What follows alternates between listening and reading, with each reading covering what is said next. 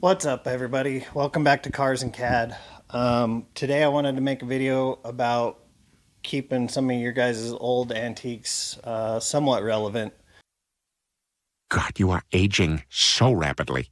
While brainstorming ideas for this video, it's gone through a few different evolutions, so to speak. At first, I wanted to do like a quick, cheap, dirty way to upgrade these things.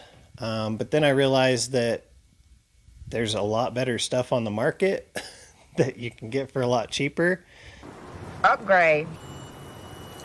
There are 9,726 listings for upgrade.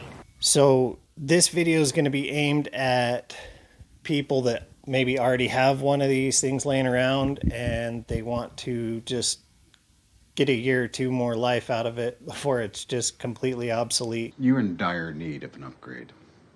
Systemic, top to bottom. 100-point restoration, that's why I'm here. So stick around to the end of the video and I'll show you why dumping money into these things isn't a good idea. The first upgrade I want to talk about on this thing, it's a free upgrade. You just get on Thingiverse and download the file for it. It's called the Direct Drivinator. The first time I printed one of these, I printed it in PLA, and having an enclosure around it, the heat plus the force of the filament going through there ended up warping it. So I would recommend you print it with something like ABS or ASA, something a little bit more heat resistant. The second upgrade I want to talk about, which is probably one of the cheapest things you can do, is one of these PEI sheets. This one's double-sided. It's got a smooth side and a texture side. And I have tried a lot of different bed adhesion methods. I've tried glass, glue stick, hairspray, and the PEI has worked the best for me. The third upgrade that I would do is get yourself a Raspberry Pi, because that's going to help you run Octoprint or Clipper firmware. Processing boards in these things are old, they're slow, they're limited to how fast they can run G-code instruction, and a Raspberry Pi allows you to offload the processing power onto a more powerful computer.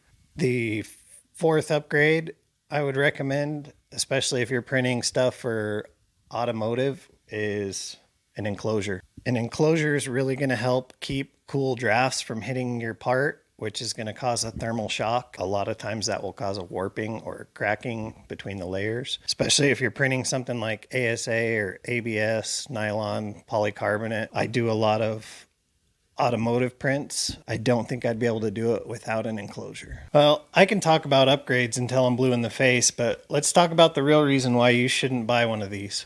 And the simple answer is just going to be value proposition. The $30 that it costs to put auto bed leveling on the Ender 3 already puts you over what it costs to just get the newer upgraded model. Plus the newer one is going to come out of the box with touchscreen, an upgraded build plate, and a bunch of other stuff.